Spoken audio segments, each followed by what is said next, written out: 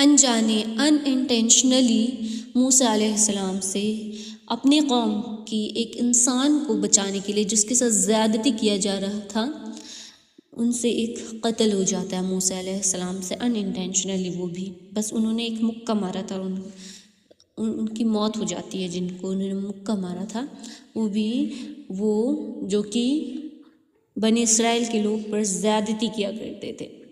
تو اب کیا ہوا کہ موسیٰ علیہ السلام کو ایک بزرگ آ کر کہتے ہیں کہ وہاں پہ ایک خیر خواہ موسیٰ علیہ السلام کی خیر خواہ آ کے کہتے ہیں کہ سردار لوگ آپ کے قتل کے منصوبے کر رہے ہیں اور آپ کے قتل کا مشورہ کر رہے ہیں، آپ فوراً نکل جائیں۔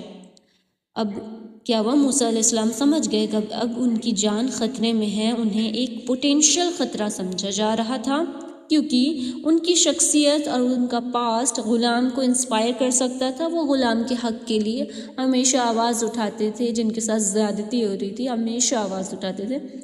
تو ان کا نظام یعنی کہ موسیٰ علیہ السلام فرعون والوں کے لیے ایک چیلنج بن گیا تھے۔ تو کیا کرتے ہیں، اب فرعون سے بچنے کے لیے، فرعون کے قوم سے بچنے کے لیے فوراً وہاں سے نکل جاتے ہیں موسیٰ علیہ السلام مدین کی طرف۔ یہ سعودی عربیہ کا علاقہ ہے، پیننسولا علاقہ، وہاں پہ وہ نکل جاتے ہیں، اور وہ کہتے ہیں موسیٰ علیہ السلام سحر چھوٹے وقت دعا کرتے کہ یا اللہ مجھے ظالم لوگوں سے بچا۔ وہ تنہا سفر پر نکل پڑے، نہ کوئی ساتھی، نہ کوئی سامان، نہ کوئی فیوچر پلان۔ وہ جزیرہ یعنی پیننسولا کے راستے مدین کی طرف بڑھے اور امید کی کہ اللہ انہیں سیدھا راستہ دکھائے۔ انہوں نے کیا امید کی کہ اللہ انہیں کیا کریں گے، سیدھا راستہ دکھائیں گے۔ انہوں نے کہا کہ امید ہے میرا رب مجھے سیدھا راستہ دکھائے گا، یہ توکل کرتے ہوئے نکل گیا۔ جب موسیٰ علیہ السلام مدین پہنچے تو انہوں نے دیکھا کہ ایک کنویں پر کوئی چارواہے یعنی کہ بکری بھیڑ بکریاں چرانے والے اپنے جانوروں کو پانی پلا رہا ہے، لیکن سائیڈ میں عورتیں اپنی بکریوں کو لیے کھڑی ہیں، تو وہ انتظار کر رہی ہیں۔ تو موسیٰ علیہ السلام گئے اور وہاں جا کر پہنچے اور کہا کہ تم کیوں نہیں پانی پلا رہی ہو؟ انہوں نے کہا ہم مردوں کے بیچ کمپیٹ نہیں کر سکتے، وہاں پہ نہیں جا سکتے، وہ باحیا خواتین ہیں، خاندانی خواتین ہیں، وہ مردوں کے بیچ میں نہیں جا سکتی ہیں۔ اور ویسے بھی ہمیں پردے کا لحاظ کرنا چاہیے، ہمیں بھی اسے اختیار کرنا چاہیے، انشاءاللہ تعالی اللہ ہمیں بھی اختیار کرنے والا بنائے۔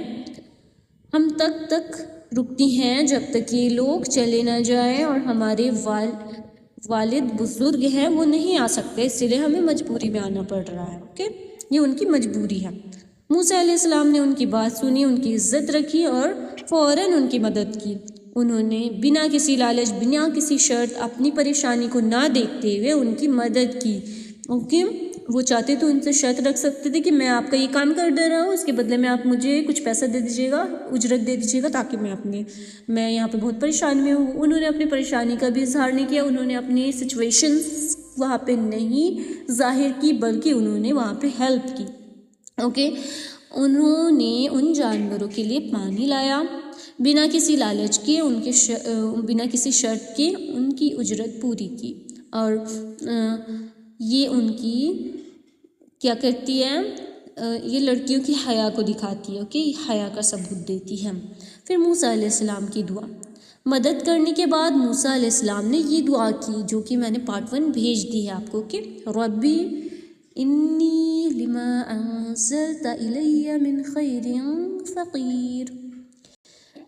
تو موسیٰ علیہ السلام درخت کے سائے میں بیٹھ گئے مدد کرنے کے بعد۔ اب مدد کرنے کے بعد وہ انسانوں سے کوئی بھی کیا کر رہے کہ اس کا بدلہ نہیں مانگ رہے، بلکہ مدد کرنے کے بعد وہ اللہ سے درخواست کر رہے ہیں۔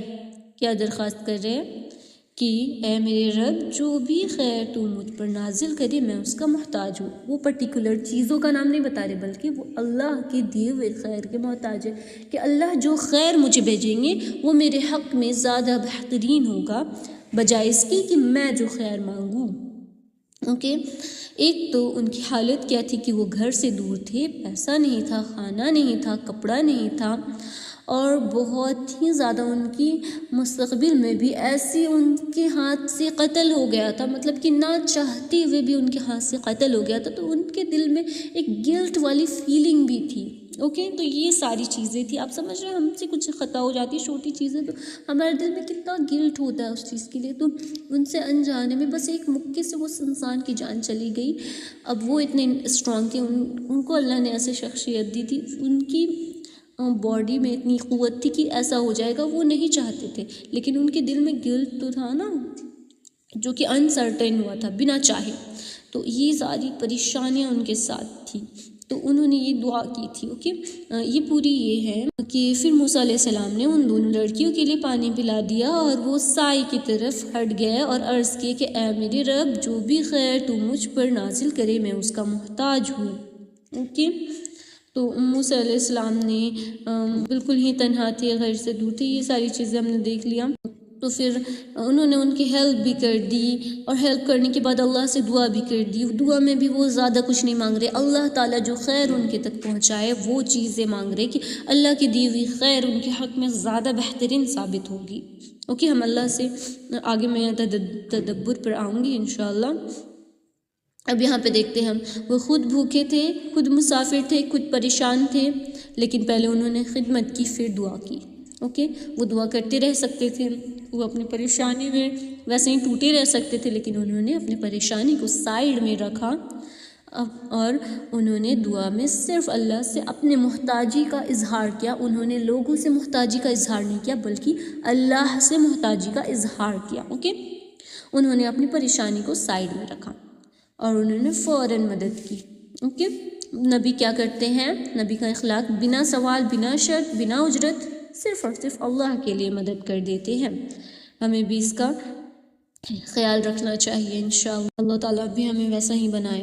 ان کے لیے پانی نکلنا، شکایت نہیں کیا، اپنی پریشانی کا ذکر نہیں کیا. انہوں نے اللہ پر توکل رکھا کہ اللہ تعالیٰ شاید، یہ بھی نہیں توقع رکھے کہ انہی کو مدد کا ذریعہ بنائیں گے، یا پھر ان سے کہا کہ اللہ تعالیٰ ہو سکتا ہے میری مدد کے لیے بھیجے ہوں گے تو وہ ذریعہ بنا کے، لیکن انہوں نے ایسا نہیں کہا، بلکہ انہوں نے کیا کیا؟ اللہ پر توکل کر کے ڈائریکٹ اللہ سے مانگا. اوکے،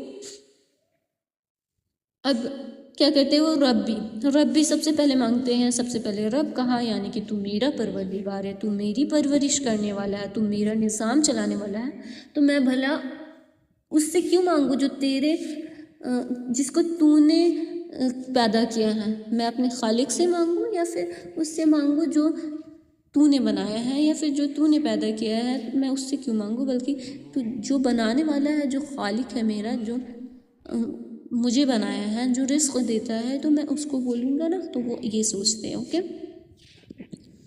پھر میں فقیر ہوں.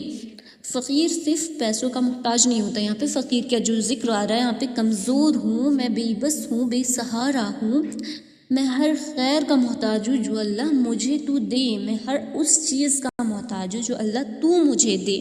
اوکے، یہ الٹیمیٹ ہمیں بتاتی ہے کہ یہ ڈائریکٹ اللہ پہ محتاجی کو شو کر رہا ہے. اوکے، من خیر، یعنی کہ یا اللہ مجھے پیسہ دے، یا پھر مجھے گھر دے، یا پھر مجھے رزق دے، یہ ساری چیز نہیں، مجھے من خیر دے، مطلب کہ جو خیر تو مجھے دینا چاہتا ہے وہ خیر دے، جو بھی تو مجھے دے گا میں اس کا محتاج ہوں.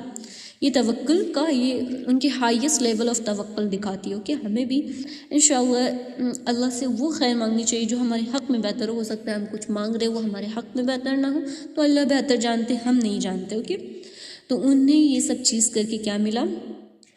انہیں کیا بولتے ہیں، ہاں، انہیں رزق بھی ملا، انہیں رہنے کو گھر بھی ملا. ان کی جو شعیب علیہ السلام، لوگ زیادہ مفسرین لوگ کہتے ہیں کہ وہ شعیب علیہ السلام تھے، ان کی جو 2 بیٹیاں تھیں ان میں سے ایک بیٹیوں کی شادی موسیٰ علیہ السلام کے ساتھ ہو گئی، تو اتنی ساری خیر ان کے ساتھ ہو گئی، پھر انہیں روزگار بھی ملا نا الحمدللہ. تو ہمیں بھی چاہیے کہ ہم اللہ سے وہ خیر مانگیں جو اللہ نے ہمارے لیے سوچ رکھا ہے. پہلے ہمیں خدمت کرنی چاہیے بنا شکایت کے، پھر اللہ کے سامنے محتاجی کا اظہار کرنا چاہیے، لوگوں کے سامنے بالکل نہیں. انشاءاللہ تعالی اللہ تعالی ہمیں تعمر اپنی محتاج بنائے اور کسی کا بھی محتاج بننے نہ دے انشاءاللہ. اور ہمیں ہمیشہ لوگوں کی مدد کرنی چاہیے. جزاک اللہ خیرا کثیرا، بارک اللہ فی. ہوم ورک میں آپ کو اس کی تلاوت با تجوید با ترجمہ کرنا ہے اور اس کو 3 پارٹس میں ایکسپلین کرنا ہے. اوکے، جزاک اللہ خیر.